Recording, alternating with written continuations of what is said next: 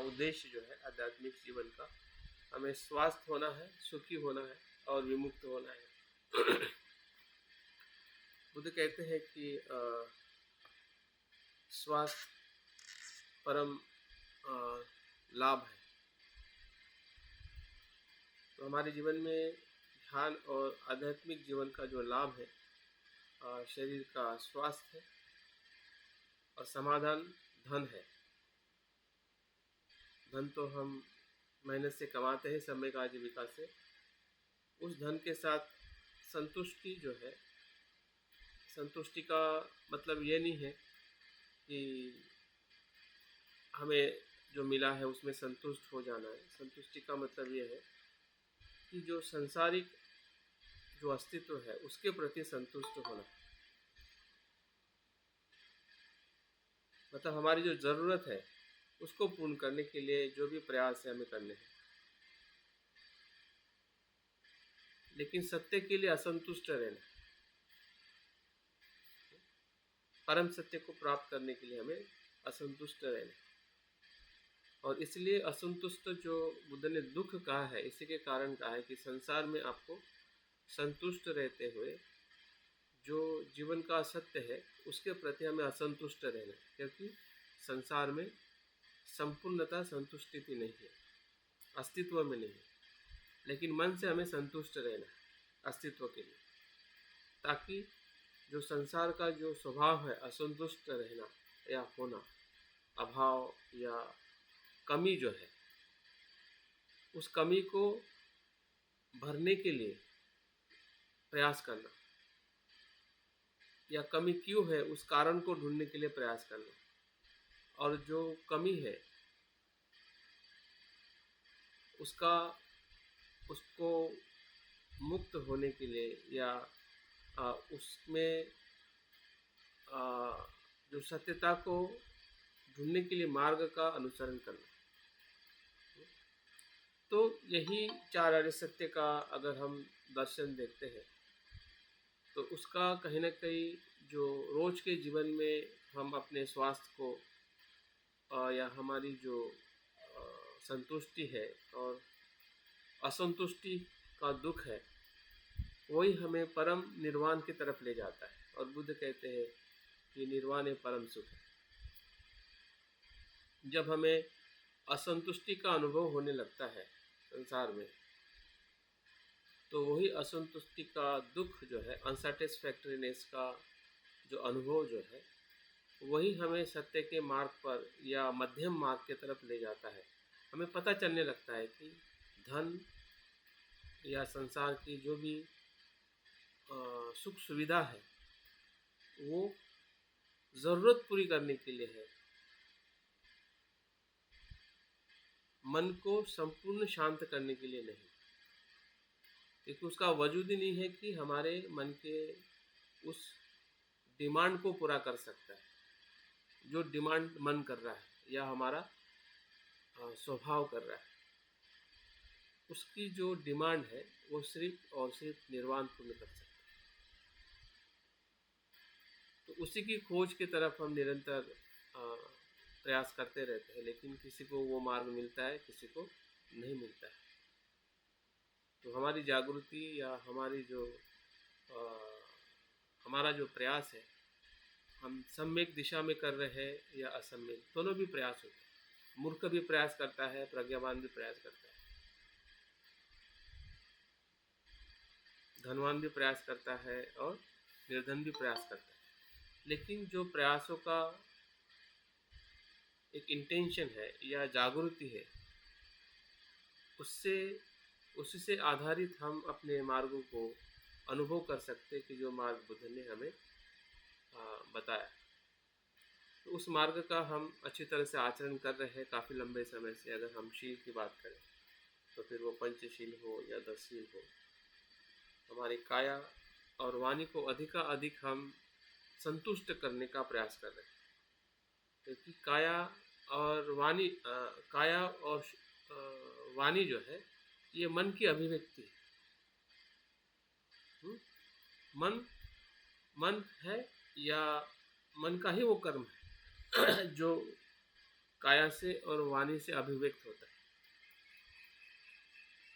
लेकिन वो एक सॉलिड रूप दिखाई देता है, एक व्यवहारिक रूप दिखाई देता है। वो कुर्ती को हम महसूस कर सकते हैं जब हम बोलते हैं, जब हम शरीर से भोजन करते हैं, शरीर से हम चलते हैं, बीमार होते हैं या स्वस्थ होते हैं, या शरीर से जो कुछ भी हम संसारिक वस्तुओं का उपभोग करते हैं। तो ये सभी जो शारीरिक और वाणिक जो कर्म है, ये मन की ही अभिव्यक्ति है। अगर उस कर्म में इंटेंशन नहीं है तो कर्म नहीं है। हर एक कर्म का एक इंटेंशन होता है जिसे हम मनस्कार कहते हैं, और वो दो दिशा से कार्य करता है, एक अच्छी तरीके से और एक बुरी तरीके से, जिसे हम योग्य विचार कहते हैं और एक अयोग्य विचार कहते हैं। तो ये क्षण प्रतिक्षण वो विचारों की श्रृंखला हमारे चित्त में बहती रहती है, और उसे ही विचारों के इंटेंशन से हम कर्म करते हैं। जैसे कि अभी हमें ध्यान करने की इच्छा हुई है कुछ क्षण पहले, लेकिन दूसरे क्षण में लगता है कि दूसरा भी काम है, फिर तीसरा क्षण आता है लगता है कि ध्यान करना चाहिए, फिर और एक दूसरा क्षण आता है कि ध्यान बहुत ज़रूरी है या दूसरा काम ज़रूरी है। तो ये जो प्रवाह जो मन में चलता है, उसी प्रकार से हमारे शरीर की गति और हमारी जो वाणी का जो कर्म निर्धारित होने लगता है। तो ऐसा कोई कर्म नहीं है जिसमें मन नहीं है, लेकिन फिर भी मन को और गहरे स्वरूप में देखने के लिए हमें थोड़ा और शांत और ध्यान करने की ज़रूरत होती है जब हम ध्यान के लिए बैठते हैं। लेकिन शील भी एक प्रकार से हमारे मन को ही शुद्ध करने के लिए और सुरक्षित करने के लिए, हम मन को शुद्ध तब कर सकते हैं कि जब मन सुरक्षित होगा। तो सुरक्षित करने के लिए जो काया के शील और वाणी के शील मदद करते हैं। ये दोनों शील मन को ज़्यादा शुद्ध नहीं कर सकते, लेकिन सुरक्षित कर सकते, रोक सकते हैं कि बाहर से जो गंदगी आ रही है या बाहर से जो पोल्यूशन आ रहा है या संसार के तरफ से जो एक प्रभाव आ रहा है, उसको रोकना या शांत करना। बहुत सारी चीज़ें दिखाई दे रही, लेकिन हम उस बहुत सारी चीज़ों से ज़रूरत है उतना ही ले रहे हैं। फिर आँखों से हो, कान से हो, नाक से हो, या जो भी हमारे इंद्रिय जो है उसमें बहुत सारी चीज़ें हमें दिखाई देती है, बहुत सारी सुंदरता दिखाई देती है, बहुत सारा लोभ होता है। हमें लगता है कि ये भी ज़रूरी, ये भी ज़रूरी, ये भी ज़रूरी है। हर चीज़ हमें पसंद और नापसंद आती है, लेकिन उसमें से जो हमारी ज़रूरत है उतने प्रमाण में लेते हुए जब हमारे कर्म काया और वाचा से हम करते हैं तो हमारे पंचशीलों का आचरण होने लगता है, जिसमें फिर हिंसा नहीं करने का भाव हो, या चोरी है, व्यभिचार है, असत्य नहीं बोलना है, या नशा नहीं करना है। तो शील का आचरण ऐसे ही नहीं होता है। शील के आचरण में मन सुरक्षित होने लगता है, और जैसे मन सुरक्षित होता है तो मन की और दूसरी जो गहराई है, बाहर से सुरक्षित हुआ है, भीतर से नहीं। भीतर में तो अभी भी लोभ द्वेष है, भीतर में तो और भी चिंता है, भय है, लेकिन बाहर से हम अभी शांत हुए हैं। बाहर बहने वाली जो हमारे मन की जो ऊर्जा है, वो ऊर्जा क्या हो गई, अभी भीतर देखने में हमें मदद कर रही है। जैसे आंखें खोल के आप बाहर देखते हैं तो बाहर की चीज़ आपको समझ में आती है, तो आपकी जो मन की ऊर्जा बाहर जा रही है। लेकिन जब वही आंखें जब आप बंद करते हैं तो भीतर हमें अंधेरा दिखने लगता है, फिर विचार दिखने लगते हैं, फिर हमें सुख दुख समझ में आने लगता है, दर्द समझ में आने लगता है। जो हमारे किए हुए कर्म हैं वो भी हमें संस्कार के अलग अलग स्वरूप में, चित्रों में, कल्पनाओं में दिखने लगते हैं। आंखें खोल के वो चीज़ें नहीं दिखती, बाहर की चीज़ें दिखती है। लेकिन जैसे हम आंखें बंद करते हैं, जिसको हम ध्यान कहते हैं, लेकिन ध्यान करने का मतलब आंखें बंद करना नहीं, बल्कि मन को देखना, मन को जानना। और जैसे जैसे मन को हम देखने लगते हैं, जानने लगते हैं, वैसे वैसे हम उसके संपर्क में आते हैं। और संपर्क में आना ही मैत्री। जैसे हम किसी मित्र को पहली बार आंखों से देखते हैं, हेलो कहते हैं, हाँ, तो शुरुआत है। लेकिन जैसे जैसे उसके हम समीप जाते हैं, उसके गुणों को देखते हैं, उसके व्यवहार को देखते हैं, और वहाँ पे हम ये भी देखते हैं कि मेरे विचार और उसके विचार में क्या मतभेद है और क्या साम्य है। मतभेद भी हमें दिखाई देता है। ऐसा नहीं कि हम सब कुछ, उसके विचार और हमारे विचार एक जैसे हो जाते हैं। तो हमें उसके कुछ अच्छी बातें भी दिखाई देती है कि जो हमारे कहीं ना कहीं हमारे अच्छाई के साथ में कनेक्ट होती है, और बुरी बातें भी दिखाई देती है कि जहाँ पे हम कॉन्फ्लिक्ट है। तो हमारी मैत्री कहीं ना कहीं वहाँ से आगे बढ़ने लगती है। जिस व्यक्ति को हमने पहली बार 2 बार मिले हैं, वो धीरे धीरे हमारा एक अच्छा मित्र होने लगता है, 1 महीने 2 महीने 3 महीने में। तो क्या हम अपने मन से भी ऐसा देख रहे हैं? ये सवाल है। जब से हम मैत्री कर रहे हैं, मैत्री भावना कर रहे हैं, बुद्ध कहते हैं कि धम्मपद में कि मन ही मैत्री का मन ही सुख है और द्वेष का मन दुख है। मन ही दुख है और मन ही सुख है। तो कौन सा मन दुख है और कौन सा मन सुख है? जब आप मन से मैत्री करते हैं। मैत्री को मतलब मैत्री से आप आपके मन को जानते हैं। जैसे आप किसी मित्र को मैत्री से जानते हैं। आप द्वेष करने से किसी मित्र को जान सकते हैं, किसी व्यक्ति को जान सकते हैं। आप संपर्क ना करो, उसके विचारों को ना समझो, उसकी अच्छाई बुराई को ना देखो, तो क्या आप किसी से मैत्री कर सकते हैं? मुझे तो नहीं लगता है। तो अगर आपकी मैत्री अगर है, मैत्री का विकास कर रहे हैं, तो क्या हम अपने मन को जान रहे हैं?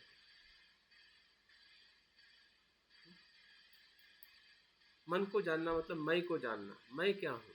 जैसे कि हम मित्र को जानते हुए उस व्यक्ति को जानते हैं, लेकिन उसको जानते जानते हम अपने आप को भी जान, मुझे क्या पसंद है कि जो उसमें है, और जो उसमें जो है वो मुझे कहाँ पे कनेक्ट हो रहा है। अरस परस देखते हैं, दोनों तरफ देखते हैं। तो वैसे ही जब हम मैत्री करते हैं, तो मैं का जो अस्तित्व है वो हमें समझ में आता है कि मैं में अच्छा भी है और बुरा भी है, सुख भी है और दुख भी है, अच्छाई भी है और बुराई भी है, कुशलता भी है और अकुशलता भी है। उस मैं को हम मैत्री करते हैं। क्योंकि वहाँ पे ऐसा दूसरा मैं नहीं है जिसको हम ढूंढ रहे हैं। ईगो वाला मैं नहीं है, आत्मा वाला मैं नहीं है। और इसलिए हमने मैं को थोड़ा एक बहुत ही अच्छी तरीके से बुद्ध के दर्शन से समझने की जरूरत है। और बुद्ध का दर्शन मैं का,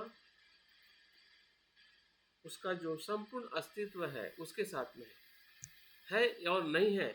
इस संदर्भ में बुद्ध ने मैं को नहीं बताया है मतलब वो शाश्वत हो गया, और नहीं हो मतलब वो अशाश्वत हो गया, उच्छेद हो गया। बुद्ध ने मैं जो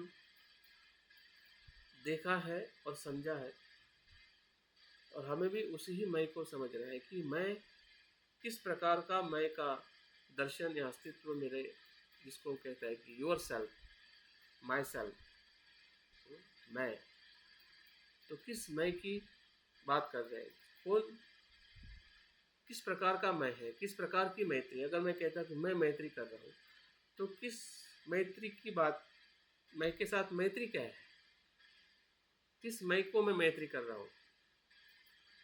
तो मैं का जो स्वरूप जो है, जो अभी हमने अनेकों बार हम अनात्मय में या बहुत सारे प्रज्ञा के स्वरूप में उसको हम जानते हैं। तो यहाँ पे हमें अपने जो कुशलता है और अकुशलता के स्वरूप में जानना है, अपनी जो वीकनेस है और स्ट्रेंथ है उसमें जानना है, क्वालिटी के बेस में जानना है। हाँ, कि मेरे में क्वालिटी है, गुणवत्ता है, और उसके साथ में बुराई भी है। जो हमारा स्वभाव है उसको उसके साथ में मैत्री करनी, उसके साथ में जुड़ना है। भले हम बुरे हैं, भले हम में लोभ है, लेकिन लोभ को भी हमें मैत्रीपूर्ण देखना है।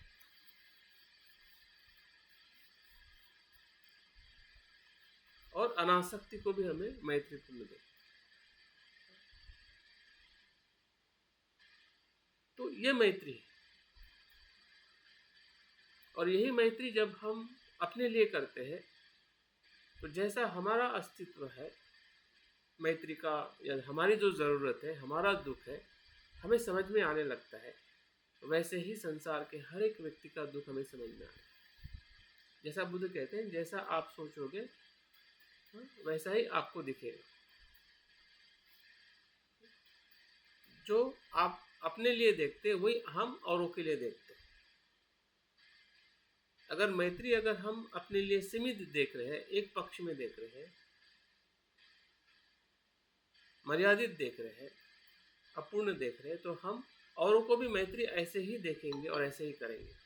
फिर हमारा मित्र हो या फिर त्रस्त व्यक्ति हो या शत्रु हो, तो हमारी मैत्री कभी भी उस ब्रह्म विहार का जो एक कुशल चित्त है, कुशल धर्म है, ऐसा कहते हैं कि मैत्री करनी नहीं होती, हो जाती है होने की प्रक्रिया में। जैसे कि हम कहते हैं कि मैं सांस ले रहा हूँ, छोड़ रहा हूँ, लेकिन मैं सांस नहीं ले रहा है ना छोड़ रहा है।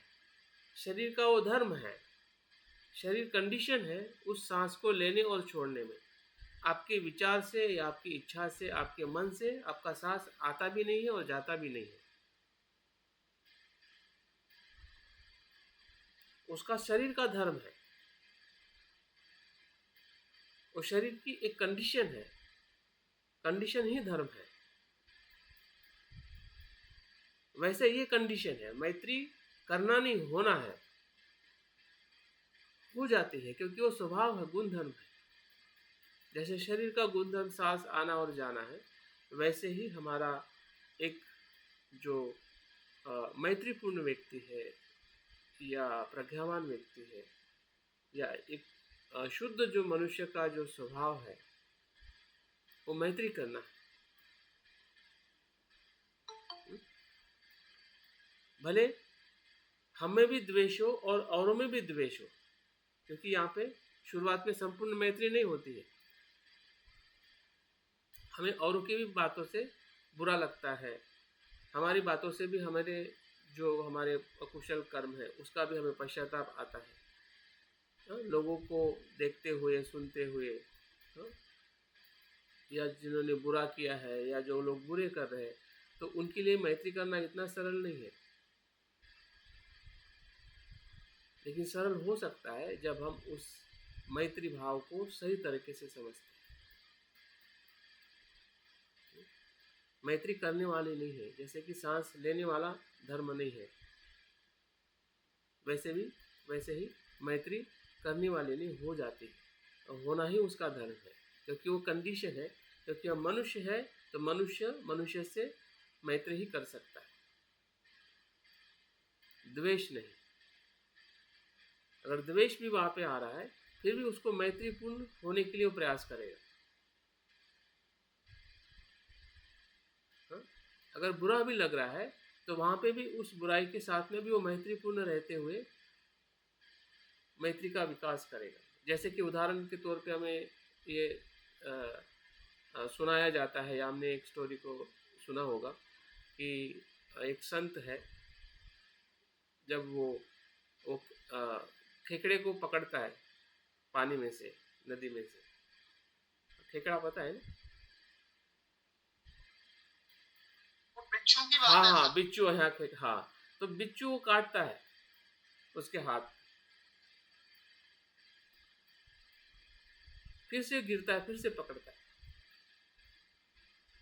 तो ऐसा करते हुए एक इंसान उसको देखता है कि भाई संत क्या कर रहा है, बार बार वो काट रहा है, फिर से वो पकड़ रहा है, उसको बचाने का प्रयास कर रहा है। तो संत का धर्म क्या है और वो बिच्छू का धर्म क्या है? तो संत कहते हैं कि ये मेरा धर्म है उसको बचाना, मैत्री करना, और उसका धर्म है उसको काटना। तो काटने को सहन कर रहा है, लेकिन फिर भी मैत्रीपूर्ण उसको मदद कर रहा है, वो मैत्री। फिर हमारे मित्रों के प्रति मैत्री हो कि वो बुरा है कुछ बातों से, लेकिन उसके सहवास में रहना, उसकी बुराई को सहन करना, जानना कि ऐसा क्यों है, उसको कैसे मदद की जाए। लेकिन वो हम तब करेंगे कि जब हमारी बुराई को हम पहचानेंगे, हमारी बुराई को हम सहन करेंगे, हमने किए हुए कर्म को पाप देशना करेंगे, या उसको समझेंगे कि किस कारण से किए हैं, हमें जो बुराई है उसको कैसे मैं बदल रहा हूँ, जो मेरा प्रयास कैसे प्रभावशाली है, या मैं निरंतर करते आ रहा हूँ। इसी जन्म में मैंने अनेक जन्मों से मैं यही कर रहा हूँ, इसी पीड़ा में मैं दुखी हूँ। अभी मुझे समय मिल रहा है, जागृति बढ़ती जा रही है, या मुझे ऐसे अच्छा मार्ग मिला है, अच्छे लोग मिले हैं, और मैं और ज़्यादा प्रयास करूँ। अगर कम प्रयास है तो और ज़्यादा करो। तो ये जो श्रद्धा है, ऊर्जा है, जब हम कहते हैं कि मैं दुख से मुक्त हूँ, अभी एक एक शब्दों को कभी हमने उसका अंतरंग नहीं देखा। शब्द तो हमने अनेकों बार सुने, और मुझे लगता है कि हम ऐसी मैत्री करते हैं, मैं भी ऐसी मैत्री करता था। लेकिन जब मैं देखा कि सही में ये शब्द मैत्री है कि उसके भीतर कुछ और देखना है, तो तब पता चला कि भीतर तो हमारे मन को देखना है कि जब मैं कहता हूँ कि मैं दुख से मुक्त हूँ, तो दुख क्या है वो जानना पड़ेगा ना। और दुख जो सूक्ष्म दुख है, जिसे बुद्ध या 4 आर्य सत्य में जो सूक्ष्म दुख की बात करते हैं, लेकिन उसके पहले भी तो कुछ दुख है ना, उसको भी तो पहचानना पड़ेगा। फिर आपका शारीरिक दुख हो, मानसिक दुख हो, पारिवारिक दुख हो, आर्थिक दुख हो, ये सब दुख है जो उसको हम बिल्कुल देखते नहीं है, और डायरेक्ट हम अंतिम दुख को जानना चाहते हैं। लेकिन ये इतना परेशान करेगा तो अंतिम तक तो कभी पहुंचेंगे नहीं। तो हमने हर एक दुख को पहचानना। हो सकता है कि कुछ दुख हमारे नियंत्रण के बाहर हो, जैसे कि जरा, व्याधि और मरण, ये नियंत्रण के बाहर, लेकिन इसका मतलब ये नहीं है कि उसको ऐसे स्वीकार कर लेना और मान लेना है कि मैं तो बीमार हूँ, बीमार रहूँगा, ऐसा नहीं है। अभी तो दुख है ना, जरा तो निरंतर रहने वाली है, व्याधि तो निरंतर रहने वाली है शरीर के साथ। लेकिन अगर कुछ हमें बीमारी है, कुछ बातें अगर हम परेशान हो रहे हैं, तो उस दुख को भी हमें दुख के रूप में महसूस करना है और देखना है कि इसका कारण क्या है, इस पर मेरा कार्य क्या हो पा रहा है, मैं कर रहा हूँ क्या और किया है क्या। अगर कारण समझ में आया तो उस कारण के साथ उस पर हमने अगर किया है, सपोज उस पर हमने कार्य किया है, तो उसके विश्वास के साथ अगर नहीं किया है तो मैं कल करूँगा। कल करूँगा मतलब ध्यान के बाद तुरंत करूँगा। ये दोनों बातें हमें मैत्री में देखनी है। एक तो हमने किया है, सपोज हमने कुछ काम किया है अपने दुख पर, जैसे कि उदाहरण के तौर पे अगर मैं देखता हूँ कि मैंने अपने स्वास्थ्य पे काम किया है, तो उससे मुझे क्या मिलेगा, कॉन्फिडेंस मिलेगा। जब मैं कहता हूँ कि मैं निरोगी हूँ या मैं दुख से मुक्त बनूँ, तो मुझे विश्वास होगा कि मैं सही में जो बोल रहा हूँ उस पर मैं चल रहा हूँ। लेकिन हर दुख को नहीं समझ पा रहा हूँ ना, और दुख बाकी है, और उस दुख को मैं अभी समझ रहा हूँ, जो अभी भी समझ रहा हूँ और निरंतर समझूंगा। जैसे कि विपर्यास का दुख, अनिश्चितता का दुख, अभी मुझे समझ में आ रहा है कि विपर्यास सबसे बड़ा दुख है। मेरा भ्रम, मैं का भ्रम है, जीवन को देखने की मेरी दृष्टि है, इससे मैं दुखी हूँ, ये दुख है मेरा। और अभी मैं देख रहा हूँ, मुझे मैं आनंद हो रहा हूँ कि सही में अभी मुझे दिखाई दे रहा है, क्योंकि मैं ध्यान से देख रहा हूँ। मैं जान रहा हूँ कि जीवन ऐसा नहीं ऐसा है, ये मेरे विपर्यास से मैं दुख को अनुभव मुझे हो रहा है और इसका अनुभव मैं निरंतर बढ़ाते रहूँगा इस क्षण से अंतिम समय तक, जो समय हमारी यात्रा चलने वाली है। ये मैत्री है। मतलब आप आपके उस भाव को देखते हैं जिस भाव से आप अपने लिए मैत्री कर रहे हैं कि मैं दुखों से मुक्त हूँ या बनूँ या बनूंगा। देखो, उसमें वर्तमान है और भविष्य है। जब आप हूँ कहते हैं तो वो वर्तमान है। तो अगर आप हूँ कहते हैं तो हूँ का अनुभव होना चाहिए ना कि आप सही में दुख से मुक्त हैं। अगर आपने कल कर्म नहीं किया है, अगर आपने कल दुख मुक्त होने का कुछ भी नहीं किया है काम, तो आप कितना भी कहो कि आज मैं दुख से मुक्त हूँ तो नहीं हो पाओगे, उसका अनुभव ही नहीं आएगा।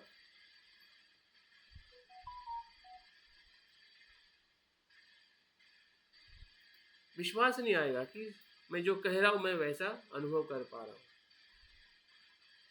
लेकिन अगर आपने थोड़ा भी किया है, जैसे कि शील का पालन किया है,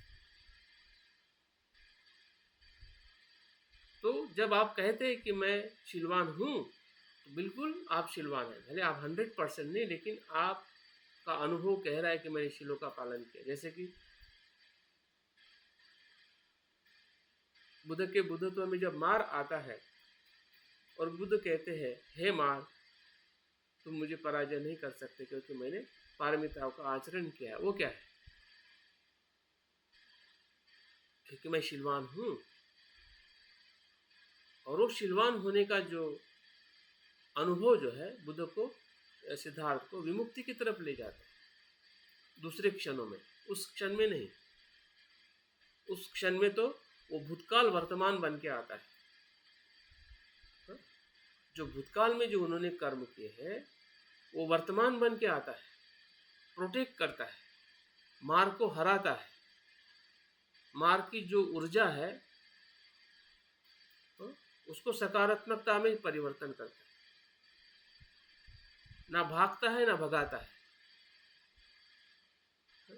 मार से बुद्ध भागते भी नहीं है, ना उसको भगाते हैं, बल्कि जो उन्होंने जो कुशल कर्म किए हैं उसको स्मरण करते हैं।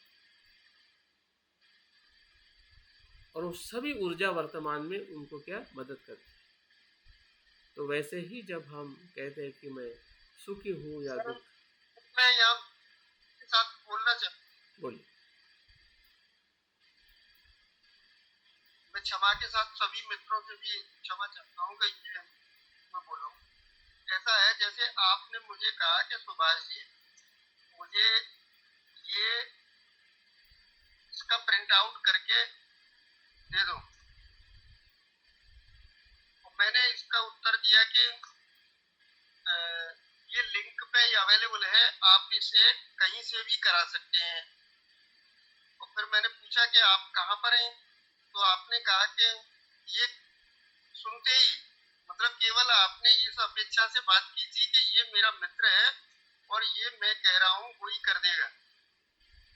लेकिन मेरी नासमझी समझो या कुछ समझो, मैं वो काम आपका नहीं कर पाया।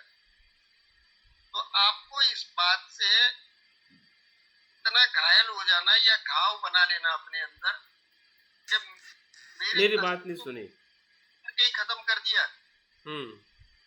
इस बात का मुझे एहसास है कि मंजू कुमार मेरे लिए कितने महत्व का मेरा मित्र है और वो मेरे जीवन से एक तरह से विलुप्त हो रहा है।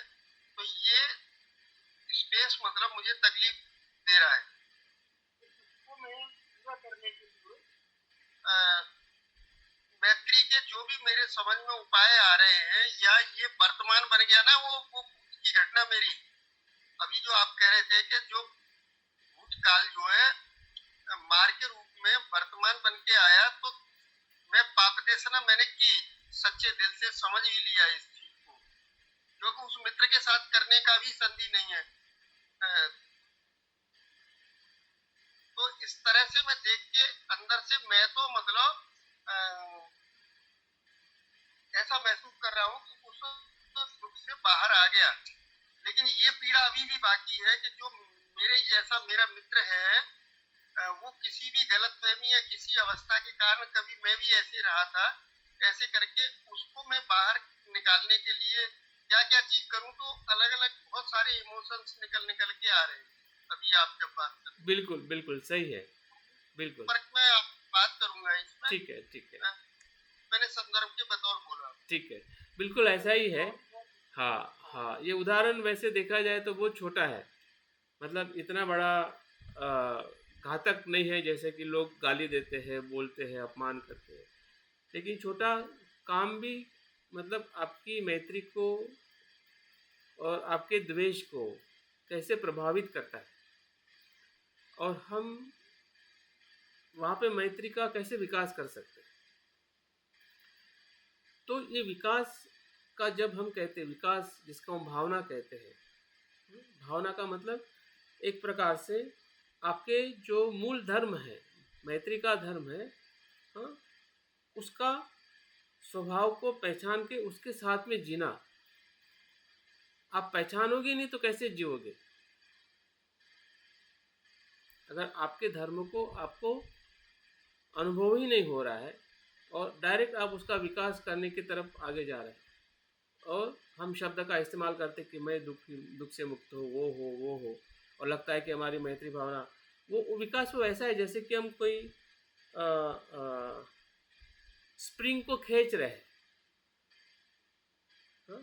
और खींचते हुए हमें लगता है कि विकास हो रहा है। जैसे कि अगर हम हमारे जीवन को भी देखें कि हम सुख के पीछे भागते हैं, हमें लगता है कि हम सुखी हो रहे हैं, पढ़ा लिखा, शादी की, ये किया वो किया, लेकिन उसमें इतना सारा तनाव या अपेक्षा से भर जाता है कि 50 साल के बाद में जो हम अपेक्षा से बच्चों को देखते हैं, और उस समय जब हम 50 साल पहले देखते हैं कि साल 50 साल तक मैंने जो अपेक्षा से जो एक गुब्बारा भरा था मेरे परिवार का, तो आज तो फूट गया, टूट गया। तो ये क्या सही में प्रेम था? प्रेम तो था, लेकिन सही सही प्रेम था क्या? सवाल ये खड़ा है। तो हम सुखी क्यों नहीं हुए फिर? अगर सही था तो सुख होना चाहिए 50 साल में, लेकिन हमने कैसे प्रेम किया? अपेक्षा और तनाव बढ़ते गया, तो वहाँ पे मैत्री का अभाव है। इस घटनाओं से हमें पता चल सकता है कि हमारा जो प्रेम रहा है अपने परिवार के लिए, या जो भी हमारा पूरा संसार का, अगर हम छोटा संसार देखें तो हम अपने परिवार को देख सकते हैं, और संसार के सभी लोग देखें तो वो बड़ा परिवार। संसार में भी ऐसा होता है और परिवार में भी ऐसे होता है। एक तनाव का जीवन है, अपेक्षा का जीवन है,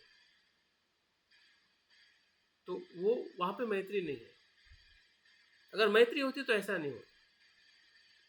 जिसका मतलब हम कहीं ना कहीं मैत्री को उस स्तर पर आकर उसको देख नहीं पा रहे कि मैत्री क्या है। मैं का जो स्वभाव है, कुशल और अकुशल, उसके होने का जो कारण और परिणाम है, उसके संपर्क में आना। अगर आपको द्वेष आ रहा है, बुरा नहीं है, लेकिन बुरा तब है कि जब आप उसके कारण को और उसके परिणाम को स्वीकार नहीं करते। जैसे कि अभी सुभाष जी ने कहा कि मुझे द्वेष आया, लेकिन मैंने पाप दिशना की। क्योंकि पाप दिशना, क्योंकि उस द्वेष के कारण को भी आपने जाना और उसके परिणाम को भी महसूस किया कि मेरे मित्र के साथ अभी क्या होगा। तो मैं तो समझ गया हूँ, लेकिन उसके लिए मैं क्या कर सकता हूँ, क्योंकि आपने परिणाम को भी महसूस किया, वर्तमान में भी और भविष्य में भी। तो आपकी मैत्री वर्तमान में भी बनी, आपने आनंद लिया मैत्री का जब आप मैत्री भावना करते, और उसी मैत्री भावना का कंटिन्यूएशन जो है आपके जीवन में, वो कहीं ना कहीं आप ढूंढोगे, क्योंकि आपने वर्तमान में देखिए, वर्तमान में जो संकल्प करते हैं ना, भविष्य में 100% पूरा होता है।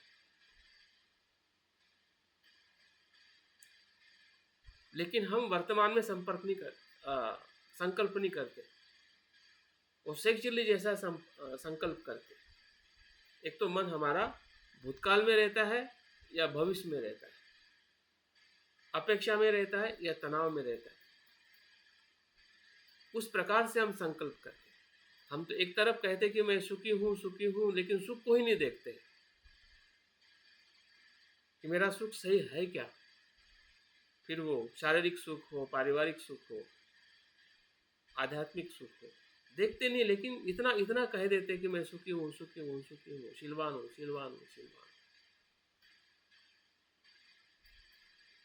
भूतकाल में हमने जो सुना है उसी को वर्तमान में हम रट रहे हैं और उसी के आधार पर हम भविष्य बना रहे हैं कि मैं शीलवान बनूंगा। वर्तमान में हमें टेस्ट नहीं आ रहा है। वर्तमान में टेस्ट लेना है कि सही में शील क्या है मुझ में। भले 5% है, जरूरी नहीं कि 100% है, लेकिन 100% देख रहे हैं ना, जैसा है वैसा। हाँ, कि मुझ में इतनी बुराई है और इतनी अच्छाई है, तो हो गया 100%। हमारे लिए तो यही 100% है। बुद्ध के लिए वो शुद्ध ही शुद्ध है। जब हम उस अवस्था में जाएंगे, जब आप सबके लिए मैत्री करोगे और सही में मैत्री बन जाएगी, तो द्वेष खत्म। उस समय द्वेष रह ही नहीं सकता है, लेकिन अभी तो है, क्योंकि हमें समझ में आ रहा है कि मुझ में दोनों बातें, मैं दोनों पे काम कर रहा हूँ। जब मैं कहता हूँ कि मैं दुख से मुक्त हूँ, तो दुख भी समझ में आ रहा है, उसका कारण समझ में आ रहा है। जब मैं सुखी हूँ, तो सुख का भी मुझे कारण समझ में आ रहा है। मैं शीलवान हूँ, मैं द्वेष से मुक्त बनूँ, मैं प्रज्ञावान हूँ, तो प्रज्ञा भी समझ में आ रही है। जब सभी चीज़ें, शील, समाधि, प्रज्ञा और सब कुछ चीज़ें अगर हमारे हृदय में या हमारी भावनाओं में जब हम विकसित करते हैं या उसका अनुभव लेते हैं वर्तमान में, तो उसके बाद में आने वाला जो कोई भी व्यक्ति है, मित्र हो, शत्रु हो, त्रयस्थ हो और पूरा विश्व, तो आप वैसे ही जुड़ोगे जैसे आप अपने आप से जुड़े। फिर वहाँ पे दरार नहीं आएगी, फिर वहाँ पे मर्यादा नहीं आएगी कि वो किस जाति का है, किस संप्रदाय का है, किस धर्म का है, किस प्रांत का है, वो सब कुछ टूटने लगेगा, क्योंकि आप अपने भीतर से टूट गए हैं। जो आपकी मर्यादा ही आपने तोड़ दी है। अगर आप प्रज्ञावान कहते हो और आप अनित्य देख रहे हैं, हाँ, प्रज्ञा कहने से अनित्य नहीं देखोगे तो फिर नहीं टूटोगे। आपने प्रज्ञा बोल दिया, लेकिन आपको अनित्यता का आप अनुभव नहीं कर पा रहे हैं, तो फिर आपका मित्र भी बदलते हुए दिखेगा नहीं, शत्रु तो बिल्कुल नहीं दिखेगा। और बौद्ध धर्म के अलावा दूसरे लोग बदलते हुए नहीं दिखेंगे, क्योंकि हम तो बौद्ध हैं, हम तो काफ़ी अच्छे हैं उनसे, हम बदल रहे हैं, वो कैसे बदल सकते हैं। तो संसार को भी हम कैसे बदलते हुए देखेंगे और कैसे मैत्री बनेगी। तो मैत्री एक प्रकार से हम कह सकते हैं कि निर्वाण के बुद्ध ने भी खुद कहा है कि मैत्री सभी पुण्य फलों से या पुण्य कर्म से 100 गुना ज़्यादा लाभ देने वाले। 100 गुना अगर आप दानशील का आचरण करके जो हमें लाभ मिलता है, या जो पुण्य मिलता है, या जो हमें फल मिलता है, या सुख मिलता है, उससे 100 गुना। बुद्ध ने ऐसा क्यों कहा होगा? 100 टाइम्स मोर। इसलिए कहा होगा, या उसका मतलब कारण यह है कि सभी धर्म मन से उत्पन्न होता है। अगर मन ही शुद्ध है, तो आपके कर्म अशुद्ध कैसे हो सकते हैं? कोई गुंजाइश नहीं है दुख होने की या दुखी होने की। जहाँ पे 100% अगर मैत्री है, या मैत्री का अनुभव है, तो 100% वहाँ पे बेनिफिट है। क्योंकि दानशील में कहने कि हमारा मन इतना शुद्ध नहीं होता है, स्थिर नहीं होता है, लेकिन मैत्री भावना में जो हम अपने हृदय से या उसकी जो सही पहचान करके अगर हम मैत्री भावना करते हैं, तो निश्चित ही है उसके जो लाभ, 11 लाभ अलग से भी जो बताए हैं, उसमें फिर हमारा मन शांत होना हो, हमारा चेहरा सुंदर होना हो, हमारा स्वास्थ्य होना हो, अच्छे मित्र रहना हो, या लोगों का हमें लोगों की मदद मिलनी, ये सबसे बड़ा लाभ है। हमें लगता है कि मैत्री भावना करने से हम अकेले हो जाते हैं या कोई हमें मदद नहीं करता, ऐसा बिल्कुल नहीं है। ज़रूरी नहीं हो आपके जानने वाले लोग मदद करें, कोई भी आपको किसी भी समय में मदद चाहिए मिल जाती है अगर आपका मैत्रीपूर्ण चित्त है या मैत्रीपूर्ण आप रहने का प्रयास कर रहे हैं, तो आपको कहीं से भी किसी भी स्वरूप में मदद मिल सकती है।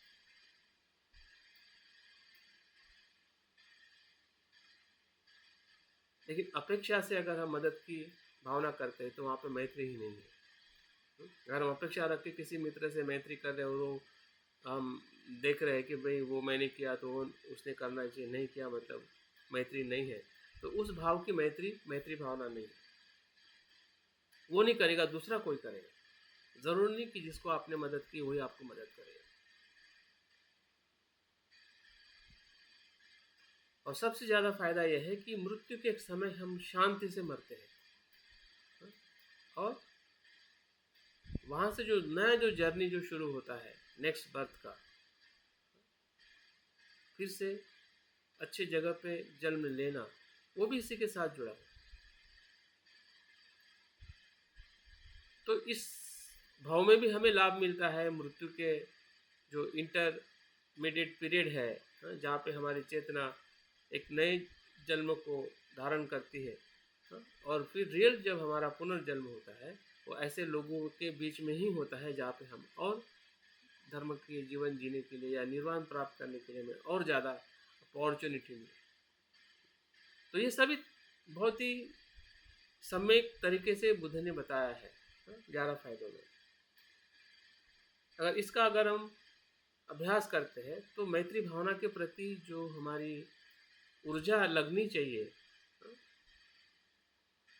जिससे हमारा पूरा जो भावनिक चित्त ट्रांसफॉर्म हो जाता है। वैचारिक चित्त कितना भी शांत हो, लेकिन उस वैचारिक चित्त के साथ में जो भावनिक चित्त जो है वो हमेशा उथल पुथल करता है। आप 1 मिनट के लिए शांत हो सकते हैं विचार से, 100% नहीं। क्यों? क्योंकि आपका जो विचार का शांत होना जो है वो भावना चित्त के साथ जुड़ा हुआ है। अगर भावना चित्त में उथल पुथल है तो विचारों में कभी भी उथल पुथल आ जाती है।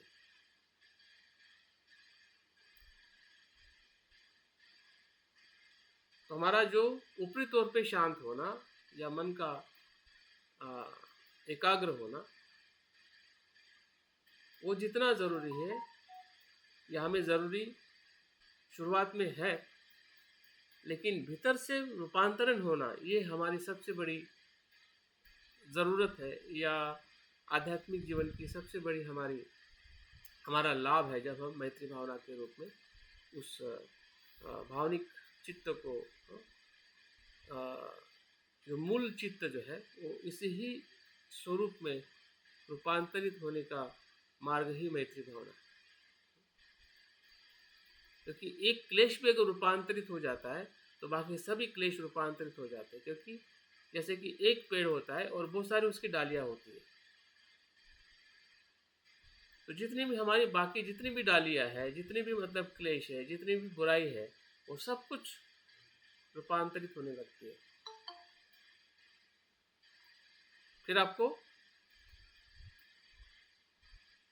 बाकी चीज़ों पे एक शब्द बोलना चाहती हूँ, मैं पूछ सकती हूँ? जैसे मैं अपने आप को देख रही, मेरे पास दुखी लोग ज्यादा आते हैं और उनका दुख सुनते सुनते मैं नेगेटिविटी में कभी कभी चली जाती हूँ। जितने भी लोग आगे अपना दुखड़ा सुनाते हैं, मुझे पूछते हैं, तो मैं कहती यार संसार में कितना दुख है, तो मैं थोड़ा सा भावुक होकर बहुत दुखी सी हो जाती कि इनका दुख कैसे दूर करूं। मतलब ऐसा क्यों होता मेरे साथ? मैं ऐसा पूछना चाहती हूँ। हाँ ये बात सही है, ठीक है। तो ये इसलिए होता है क्योंकि कहीं ना कहीं हम अपने आप पर पूरी तरह से मैत्री नहीं कर रहे, और जब आप सही तरीके से मैत्री नहीं करते तो औरों का दुख वो करुणा में रूपांतरित होना चाहिए, लेकिन बल्कि वो चिंता भय में निर्माण होता है। उसका दुख सुन के हमें बेचैनी आ जाती है या हम भी दुखी हो जाते हैं। क्यों दुखी हो जाते हैं? क्योंकि आप में मैत्री नहीं है। और इसलिए बनते कहते हैं ना कि मैत्री ही करुणा में बदलती है। अगर किसी का दुख सुन के अगर आपको दर्द हो रहा है, इसका मतलब आपके मैत्री में कहीं ना कहीं कमी है। दुखी होना और दुख से उनको मुक्त करना ये तभी संभव है कि जब मैत्री से हम चीज़ों को भली भांति जानते हैं, मैत्री के स्वभाव को पहचानते हैं अपने भीतर और उसके भीतर भी। अगर आप किसी का दुख सुन रहे हैं, अगर आप में मैत्री है तो उसको भी आप मैत्री देने का प्रयास करोगे, नहीं तो क्या होगा, उसके साथ में आप भी रोने लगोगे। वो हाई हाई कर रहा है, आपको भी, आपका भी हाई हाई ब्लड प्रेशर बढ़ जाएगा। वो तो ब्लड प्रेशर बढ़ा के आया है, आपका भी ब्लड प्रेशर बढ़ जाएगा, तो क्या मदद करोगे उसको। लेकिन हमें थोड़ा अच्छा लगता है कि उसके दुख में दुखी होना, क्योंकि वो भी चाहता है कि कोई मेरे दुख में दुखी हो। वो ये नहीं चाहता कि कोई मुझे दुख से मुक्त करे,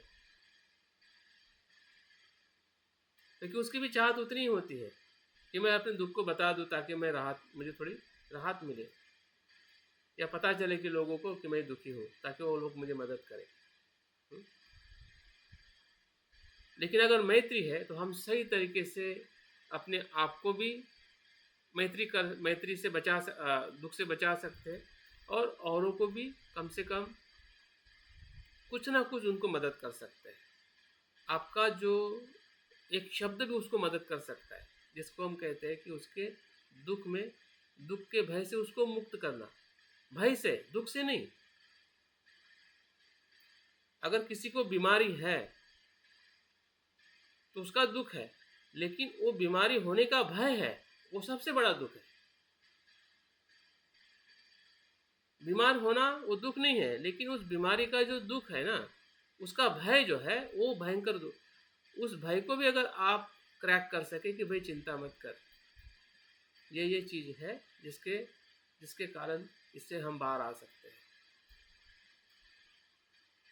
तब भी हम बहुत कुछ उनको मदद कर सकते हैं, या अपने आप को भी मदद कर सकते हैं। दुख एक तरफ रहता है और दुख से निर्माण हुआ भय ही सबसे बड़ा दुख बन जाता है। जैसे कि मृत्यु दुख है, लेकिन मृत्यु का भय जो है वो भयंकर दुख है।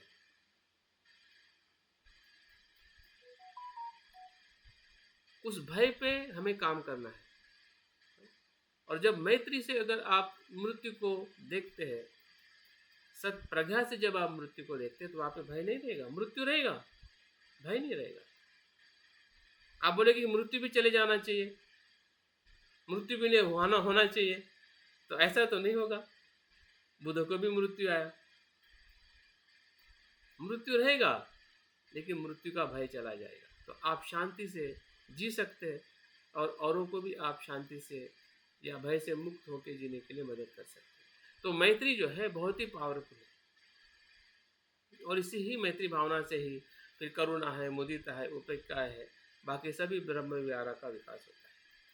तो मुझे लगता है कि हम मैत्री का जो ध्यान आज करने वाले हैं वो सिर्फ स्वयं पे करने वाले हैं। एक ही स्टेप करेंगे जितना समय हमारे पास में है।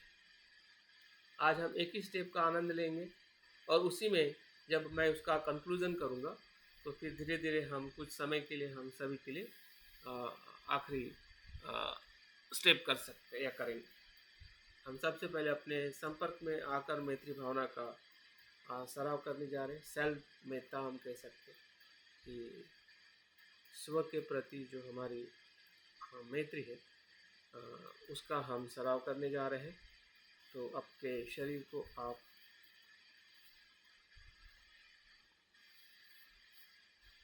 ध्यान की अवस्था में आसन लीजिए।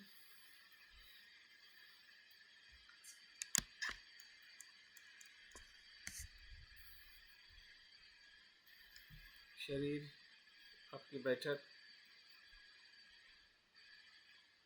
तनाव मुक्त है, सुखद है, ऐसी बैठक का चयन करें, और धीरे धीरे शरीर को शांत करते हुए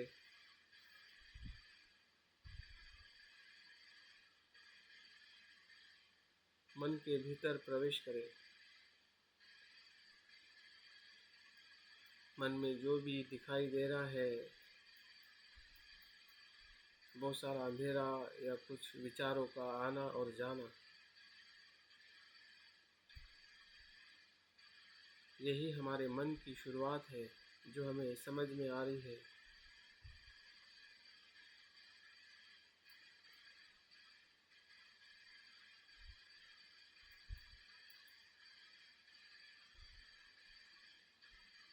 शरीर में जो वेदनाएं हो रही है, शरीर के अनुभव के साथ मन के भीतर भी विचारों का आना और जाना,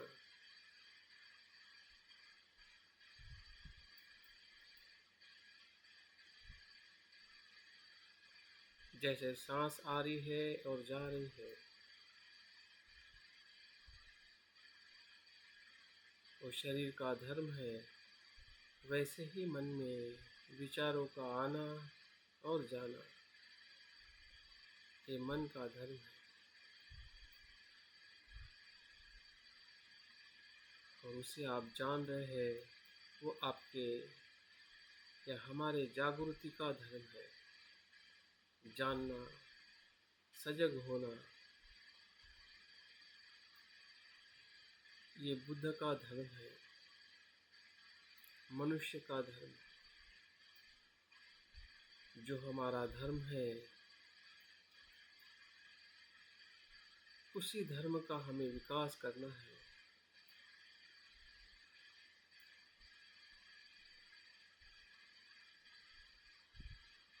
उसी धर्म से हमें अस्तित्व को देखना है, जागृति से, सजगता से।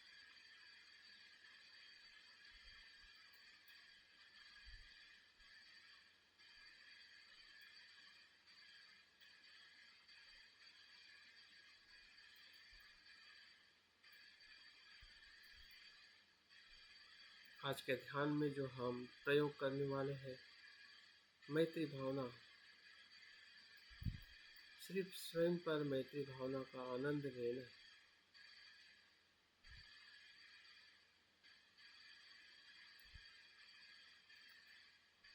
हमारे स्व के सकारात्मक और नकारात्मक, कुशल अकुशल स्वभाव को, कर्म को और उसके परिणाम को भली भांति जानना है।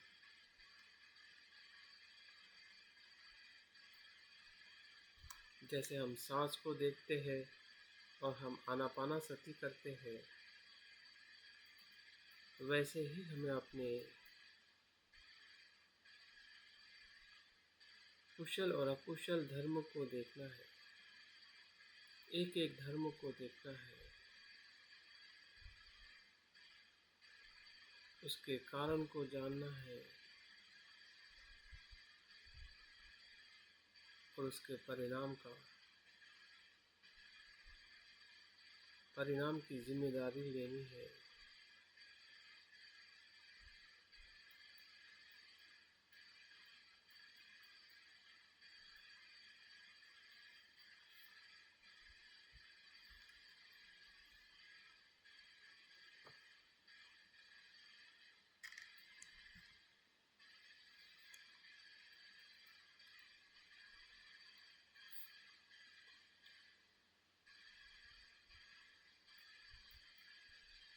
देखिए, जिस उद्देश्य से हम ध्यान के लिए बैठे हैं, जैसे बुद्ध बोधि वृक्ष के नीचे बैठे हैं, वैसे ही मैं भी बैठा हूँ। जो भी हमारी जगह है, वो भी एक प्रकार से बोधि वृक्ष ही है, जहाँ पे हमें बोध होने वाला है, वही हमारा बोधि वृक्ष है।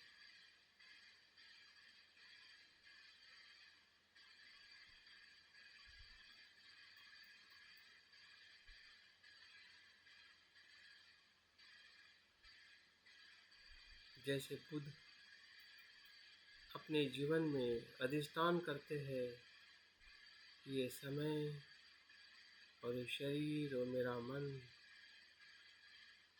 इस संकल्प के लिए समर्पित करता हूँ, चाहे जो हो जाए, लेकिन मैं इस आसन से नहीं उठूँ। ऐसा ही दृढ़ संकल्प करें।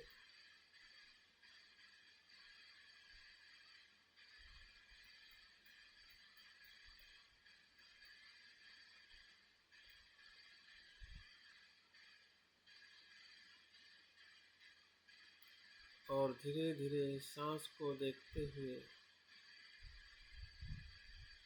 जैसे बुद्ध सांस को देखते देखते मन की गहराई में प्रवेश करते हैं, क्योंकि हम वर्तमान से ही सत्य को जान सकते हैं।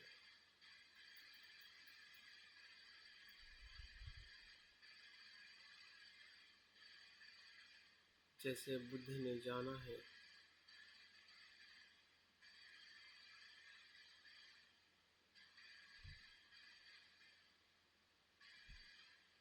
सांस की स्मृति हमारे मन को शांत करती है, वर्तमान में ले आती है, क्षण प्रति क्षण।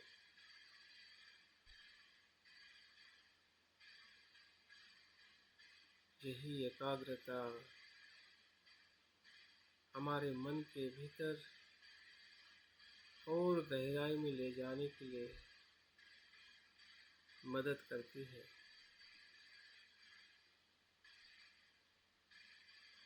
जैसे कि हम किसी पेड़ को बाहर से देखते हैं, लेकिन भीतर उसकी ऊर्जा उसके मूल में होती है।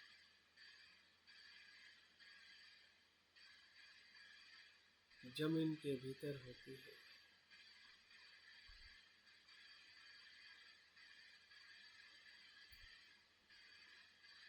देखिए, धीरे धीरे हम अपने मन के भीतर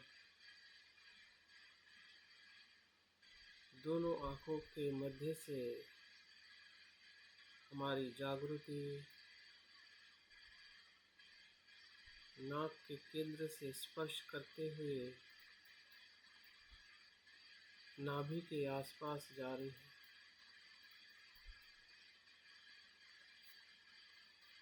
नाभि वो जगह है जिस जगह से हम माँ के गर्भ में विकसित होते हैं और जन्म लेने के बाद हम उस संपर्क से टूट जाते हैं।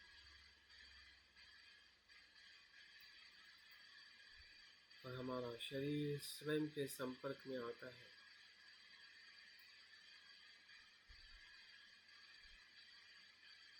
यह वही जगह है जहाँ पे हमारा मन और गहराई में भावनिक रूप में हमें अनुभव हो रहा है।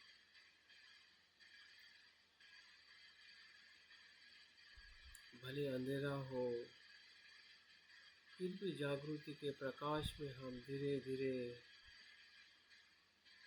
उस गहराई में प्रवेश कर रहे हैं।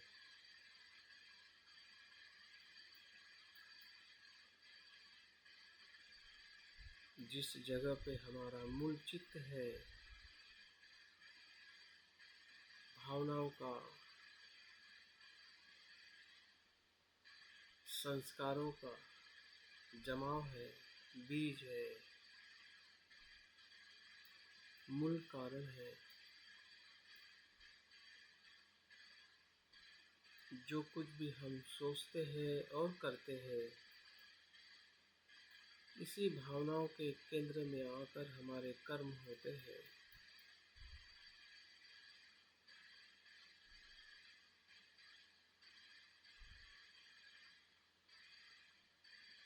देखिए, जितना हम समझ पा रहे हैं, देख पा रहे हैं कि हमारे भीतर कुशल भी मूल है, बीज है, जिसमें श्रद्धा है,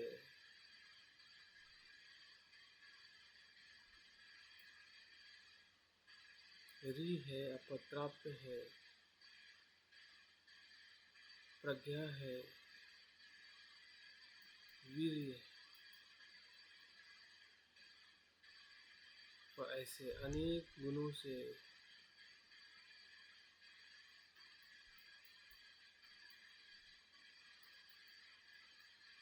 हमारा मन हमें दिखाई दे रहा है।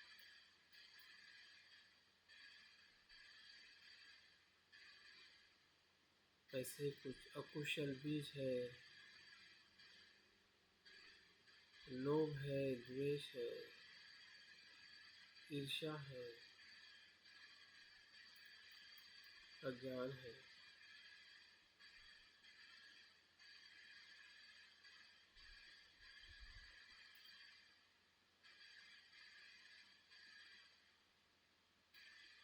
अपने स्वयं के चरित्र का भली भांति निरीक्षण करें कि मैं किस चरित्र का मनुष्य हूँ, बचपन से लेकर अभी तक।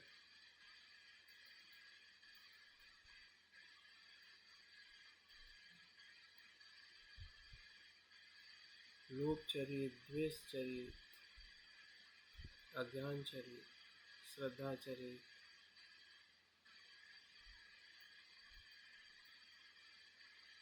विचार चरित या प्रज्ञा चरित।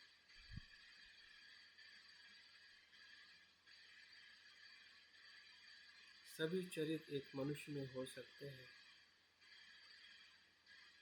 लेकिन फिर भी हमें अपने मूल चरित्र का अनुभव करना है।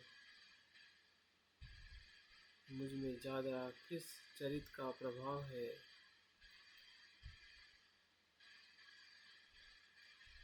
उसे पहचानिए।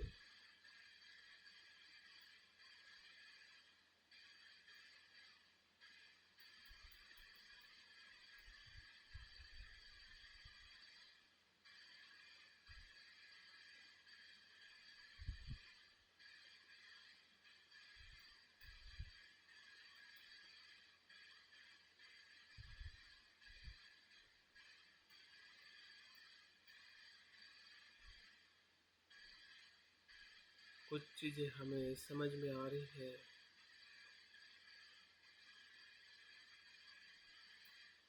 और कुछ चीज़ें हमें समझ में नहीं भी आ रही है।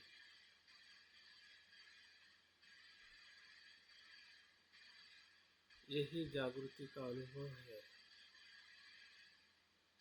क्योंकि हम जागरूक हैं, इसलिए हमें कुछ समझ में आ रहा है।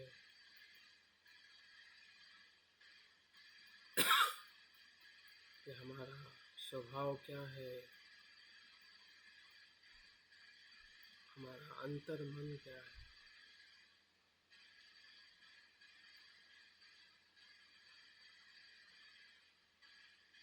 जिसे बौद्ध धर्म में आलय विज्ञान कहते हैं, मूल चित्त।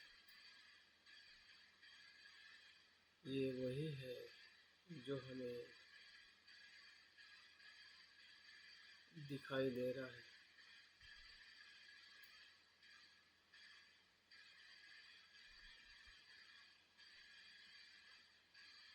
यही बीज है, यही संस्कार है, यही मूल कारण है जिससे हमारे कर्म कुशल या कुशल हम कर्म करते हैं।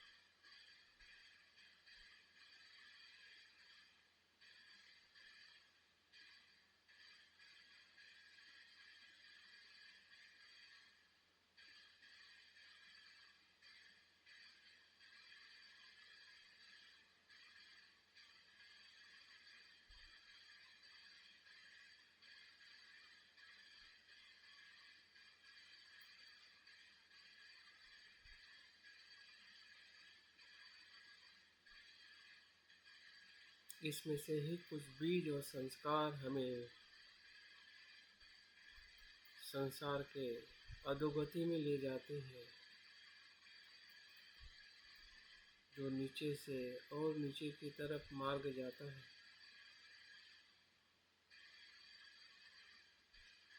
जो भाव चक्र में ले जाता है। इसी में से कुछ कुशल बीज है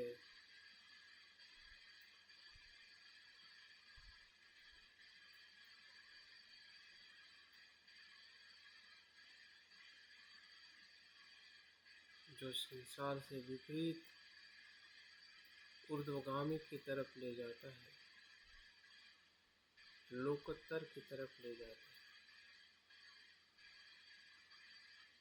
जैसे बुद्ध ने कहा है कि सभी धर्म मन में उत्पन्न होते हैं। मनोपुब्बंगा धम्मा, ये वही जगह है। मनोपुब्बंगा धम्मा, मनोमय।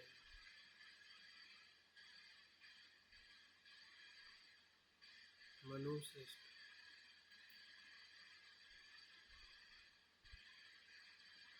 सभी कुशल और अकुशल धर्म, भाव, हेतु,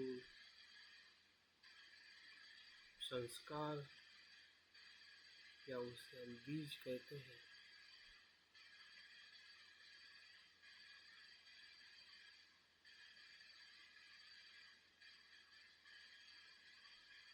वो मन के गर्भ में ही उत्पन्न होते हैं। जैसे हम माँ के गर्भ में जन्म लेते हैं,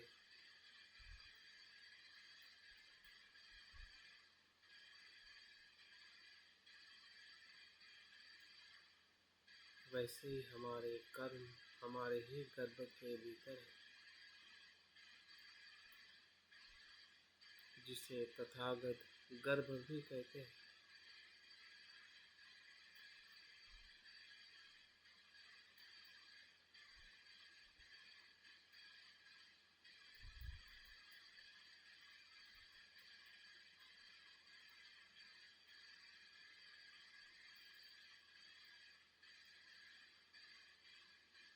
देखिए, जो कुछ भी घटित होता है इस ही संस्कारों के कारण घटित होता है।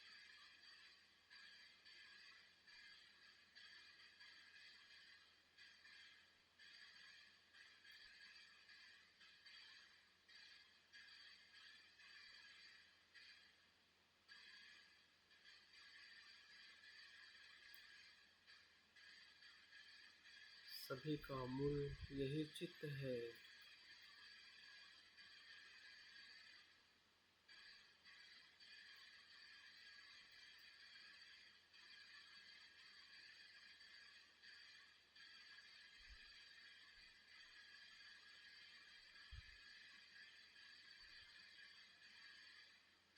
कुशल चित्त को भी देख रहे हैं और अकुशल चित्त को भी हम समझ पा रहे हैं। भले अकुशल चित्त हमें अशुद्ध दिख रहा है, अशुभ दिख रहा है, आग से जलते हुए दिख रहा है, दलदल में, दुख में।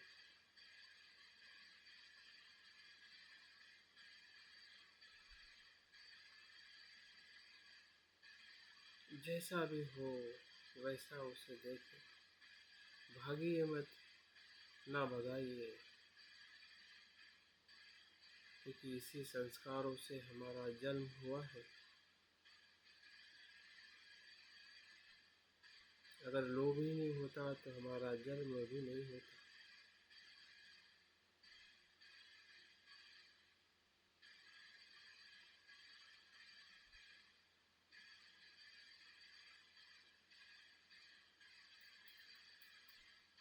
कुशल अच्छा है या कुशल बुरा है ऐसा मत देखिए, उसके धर्म के स्वरूप में पहचानिए।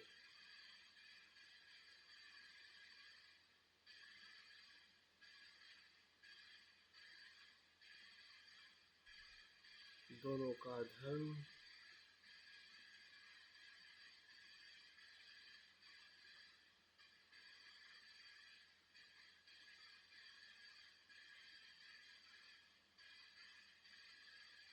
एक दूसरे से विभिन्न है,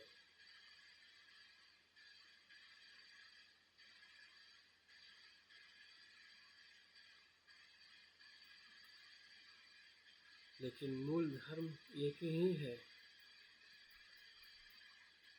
वो है परिवर्तन, बदलाव, अनित्यता। ना कुशल नित्य है, ना अकुशल।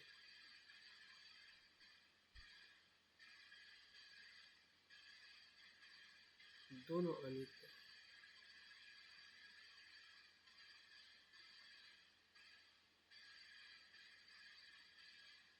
द्वेष की आग भी अनित्य है और प्रज्ञा का प्रकाश भी अनित्य है।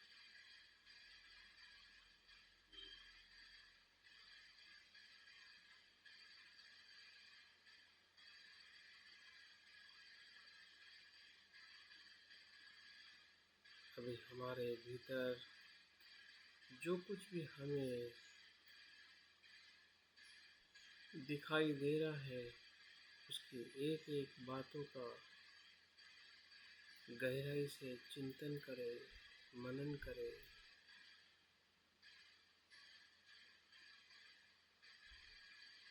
सुंदर ऐसी कल्पना करें कि जो सत्य पे आधारित है।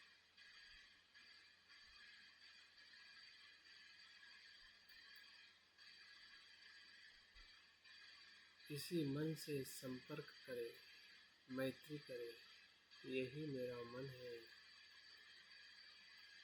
जो कुशल भी है और अकुशल भी।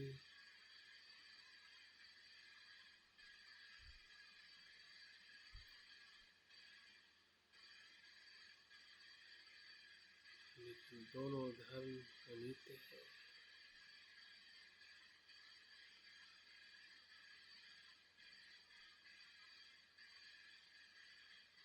अनित्य है तो बदलाव है, उसका विकास हो सकता है। जो बीज है वो पौधे में रूपांतरित हो सकता है, पौधा पेड़ में और पेड़ बड़े वृक्ष में।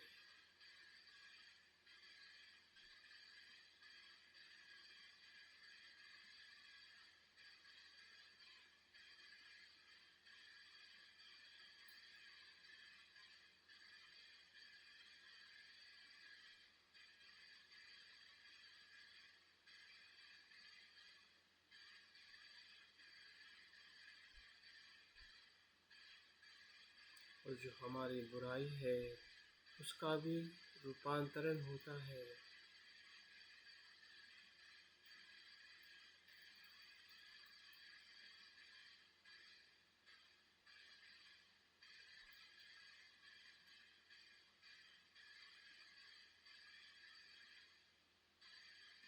अच्छाई को और विकसित करने के लिए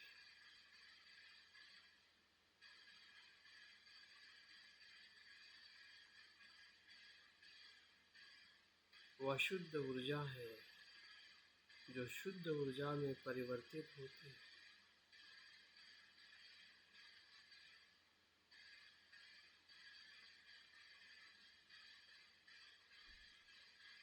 उससे भी हमें मैत्री करनी है। उस ऊर्जा का रूपांतरण करना है, कि द्वेष हो या लोभ हो,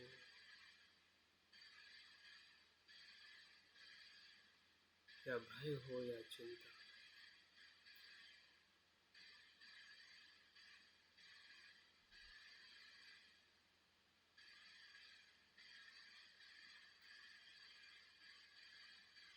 ये कुछ भावनाओं का विकास करें,